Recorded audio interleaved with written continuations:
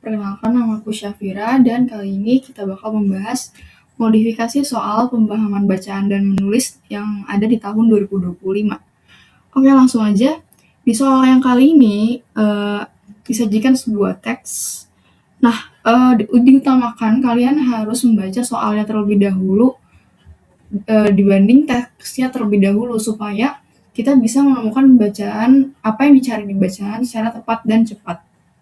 Nah, di sini yang ditanya itu adalah penulisan kata bercetak tebal yang salah terdapat pada kalimat.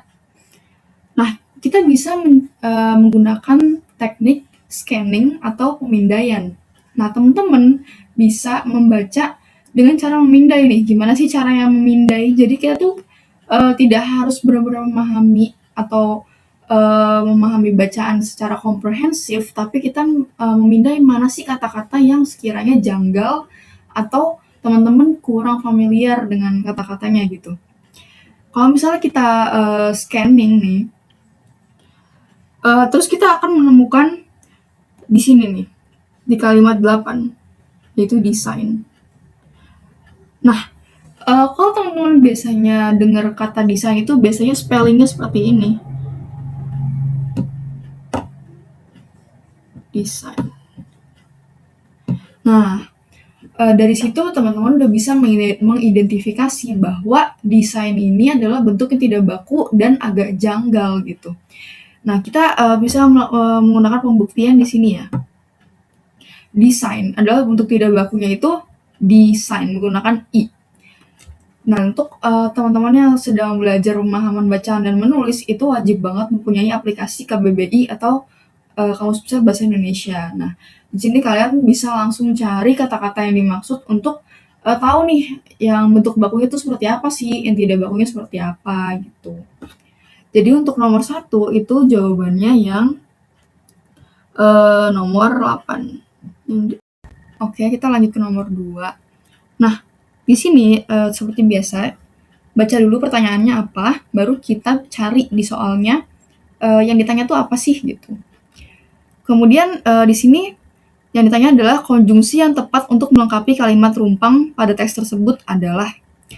Nah, kita cari nih, mana sih yang rumpang? Ternyata di nomor 11. Nih ya. Kemudian, di sini pernyataannya adalah, pulau ini menawarkan beragam pengalaman bersantap, mulai dari kedai jajanan kaki 5, restoran mewah. Nah, di sini teman-teman secara intuitif bisa menyadari bahwa ada kata mulai. Biasanya kata mulai ini itu memiliki pasangan tetap. Kalau misalnya kita ngomong dalam percakapan sehari-hari nih, misalnya kayak mulai dari ini, hingga ini, atau mulai dari lalala sampai lalala gitu, kayak pasti ada pasangan tetapnya kan. Nah, itu tuh bukan sekedar pasangan tetap, tapi materi konjungsi korelatif. Kalau teman-teman sadari, kita bisa menganalisis bahwa dari pilihan A sampai E itu adalah bentuk konjungsi. Nah, berarti kita masuk nih ke materi konjungsi korelatif. Konjungsi korelatif tuh apa sih dan ada apa aja isinya? Nah, konjungsi korelatif itu adalah sebenarnya kata lainnya adalah konjungsi yang berpasangan tetap.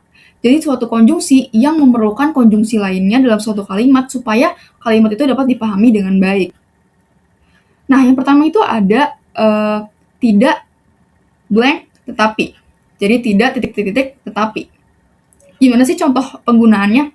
Kayak gini, misalnya tidak hanya anak-anak, tetapi orang dewasa juga bisa menikmati fasilitas yang diberikan pemerintah tersebut. Nah, itu salah satunya. Jadi kayak menggunakan sesuatu untuk menyatakan sesuatu yang kita menggunakan konjungsi yang menyatakan sesuatu yang kontradiktif gitu. Kemudian yang nomor 2 itu ada bukan titik-titik melainkan. Ini juga sama konjungsi korelatif yang kontradiktif gitu. Misalnya kayak bukan hewan itu bukanlah masuk ke dalam kelompok amfibi, melainkan mamalia, misalnya seperti itu gitu ya. Kemudian yang ketiga itu ada baik titik-titik maupun baik